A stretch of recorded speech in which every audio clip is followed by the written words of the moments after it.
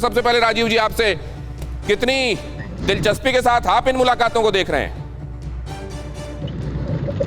देखिए, कोई नई मुलाकात नहीं है। आपने देखा पहले भी इस तरीके के राजनीतिक गठबंधन बनते रहे हैं, बिखरते रहे हैं, टूटते रहे हैं और सबकी महत्वाकांक्षा भी उजागर हुई है। आपने 2014 चुनावों के अंदर देखा।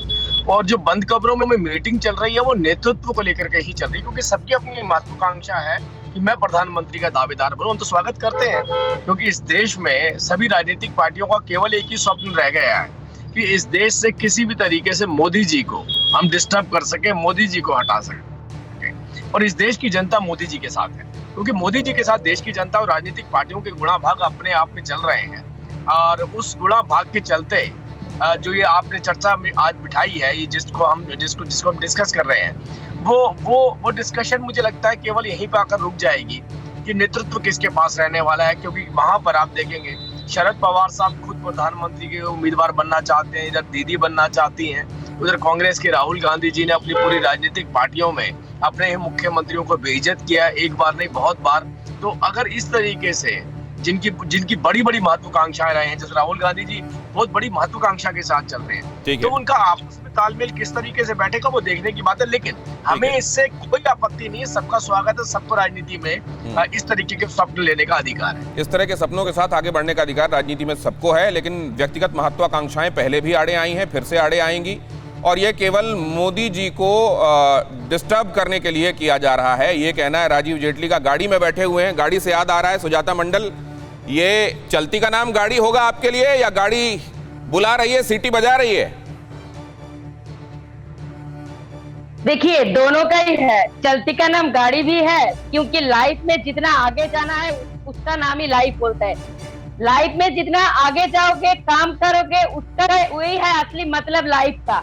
और सबसे बड़ी बात, गाड़ी चला रहा है और सीटी बजा रहा है, ये भी क्योंकि ममता जी जिस बड़ी बहुमत से आज जीत हासिल किया बंगाल चुनाव में, और भाजपा उसका पीछे इतना बड़ी खराब बेरहमी से लगा, कोई भी कसूर नहीं छोड़ा।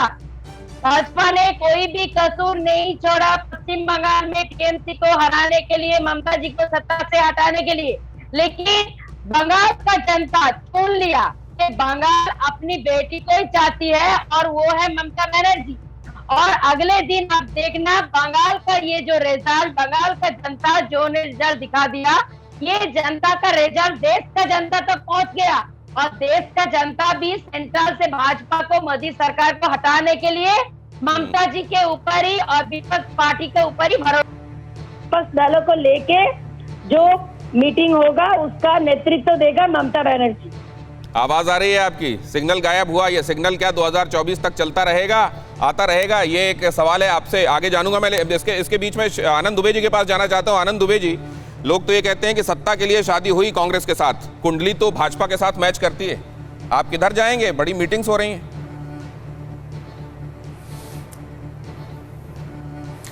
दिनेश जी नमस्कार। देखिए, सबसे पहले समझने की जरूरत है कि लोकतंत्र में पक्ष और विपक्ष दोनों का समान सम्मान होना चाहिए, लेकिन यह जो केंद्र सरकार है यह विपक्ष को बिल्कुल सम्मान नहीं दे रही है।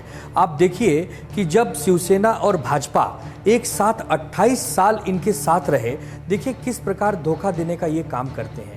पीडीपी को जब इनको लगता है सत्ता में लाना है तो पीडीपी के साथ दोस्ती करते हैं, जब इन्हें लगता है कि बसपा के साथ समर्थन से सरकार बनानी है उत्तर प्रदेश में, वहां सुविधा अनुसार काम करते हैं। उसके बाद अकाली दल के साथ सरकार में रहते हैं, बाद में उनसे अलग हो जाते हैं। तो ये विपक्ष को जो मजबूती प्रदान कर रहे हैं, ये करीब करीब भाजपा के लोग ही वो शक्ति दे रहे हैं। भाजपा के लोगों ने तय कर लिया है कि 24 तक आते आते भाजपा में ही भयंकर टूट पड़ जाएगी।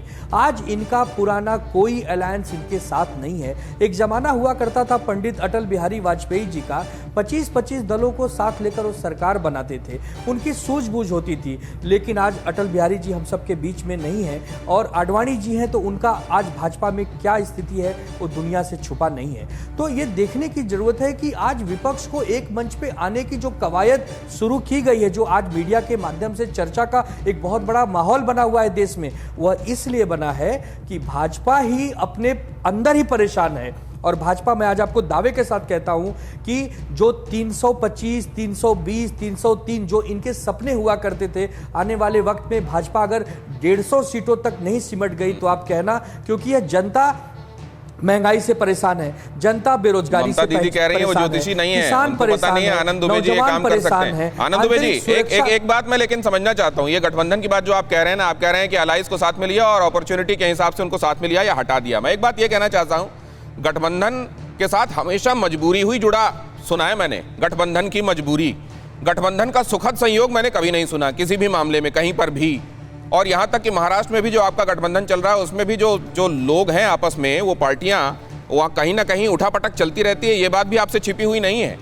तो हर कोई ये चाहता है कि वो अकेले में ज्यादा कंफर्टेबल है, जब साथ में लेकर चलना होता है तो मुश्किलें आती हैं। मैं आपके पास आता हूं सर। फिक्र आपकी, सोमवार से शुक्रवार रात 9 बजे सिर्फ TV9 भारतवर्ष पर।